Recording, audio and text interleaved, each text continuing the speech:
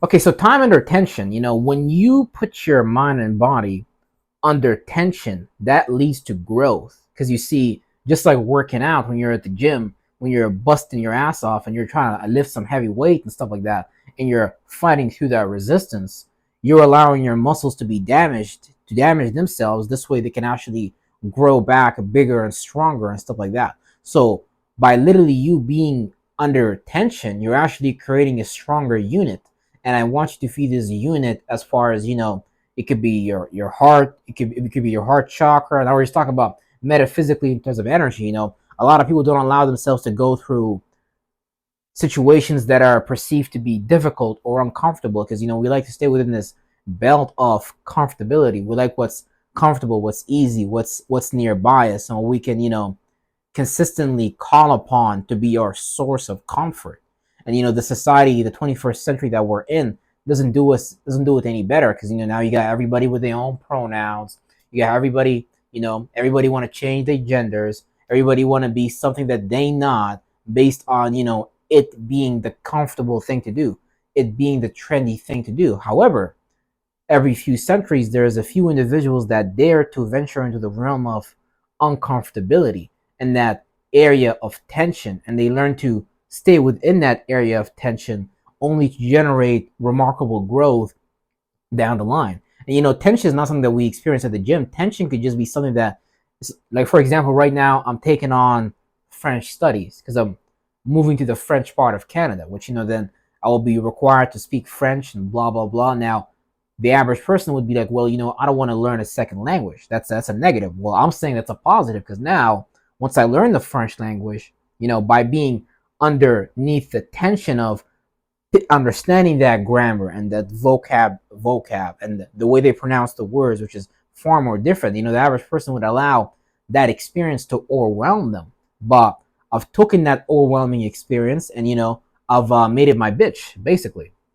Right, so now that I'm gonna need that tension, I'm getting ready to have some new growth in my linguistical areas and in how I communicate and share my information. So not only will I have in the future, not only potentially would I have not only English audience, not only Arabic audience, because that's my home language, I will also have a French audience base, right? So when you're willing to put yourself underneath this tension consistently and continuously, you're going to reap the benefit of developing a unit, which is just nothing but a compartment or the development of one of your faculties to a greater level and to a greater degree.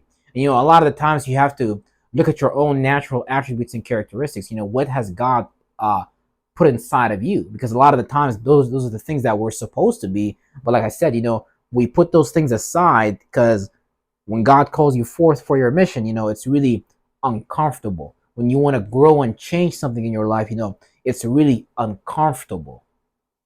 And it's this uncomfort, it's this zone of tension that we need to learn to kind of stay at and learn to, deal with. Because when we're at tension, we're just being overloaded with information. But if you bear with it, your mind will proceed to organize that information into its positioning, into its proper position, so you can manifest whatever it was that you was paying attention to. If you pay attention to something not being possible, once you experience that tension, that pressure, that mental weight, you're going to disperse and leave and find whatever nearest activity, whatever earliest forms of before you're decided to go on your mental evolution. You're going to go back to that and use that as a comfort zone to stay in. Versus if you stay with the tension, you stay with the uncomfortability, your mind, no matter how uncomfortable we may perceive it, no matter how, I don't know if I want to use the word evil, even some people would perceive to call it evil for some reason or the other. Like, here in Canada, we have the English speaking Canadians and we have the French speaking Canadians. And, and just like how they got the whole world, man, they view each other as evil. They view each other as negative, as enemies. You got the fat people, the skinny people, the white people, and the black people, the Muslims and the Christians. So it's like, you know, they basically went really deep in exploiting our using our own sense of self, our own sense of nationality against us. So And the weapons of this warfare are nothing physical. It's not guns, it's not tanks, it's not planes. You know, it's really a mental, it's really like a mental thing. And you have to learn to live in the mental world before you're even fit to live in the physical world, because the physical world is nothing but a graphic render, is nothing but a manifestation of our internal mental reality, aka how we organize information.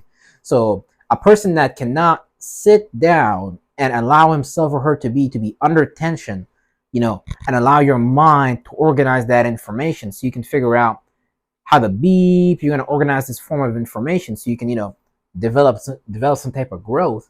You're going to find this is a person in the predicament where they constantly running away from their problems. They're not developing any new skill sets. They're constantly trying to pivot off other people's stuff and things like that. So it really is a great favor. It really is a great benefit. It really is a great advantage. Because, like I said, it's the experience is perceived to be as uncomfortable, but it's because it's something new. And when it's something that we've never done before, something you've never done before, when it's something I've never done before, we're gonna perceive that as dangerous or as a red zone, a place where we shouldn't be. Because again, we like to spend time in areas we're familiar with, down to even when you drive home from work, you may even use the same roads because you know what to expect. You know how long it's gonna take you to get home, and you have your day planned out ahead of you, and depending on what kind of spirit you are.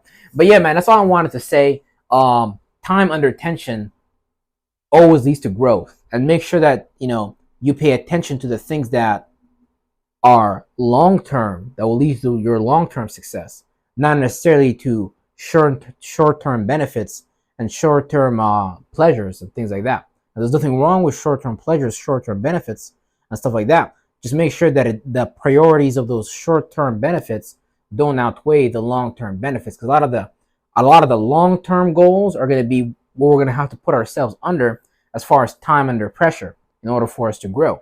And those short term goals or those short term pleasures that we get into, that's going to be the area of comfort zone, the things that we're familiar with, and the things that we go back to in order to reassure ourselves that everything is going to be okay. It's like when the slaves try to run away from the plantation, even though I don't agree with that perpetrated narrative by the dominant culture. It's a whole other narrative, really.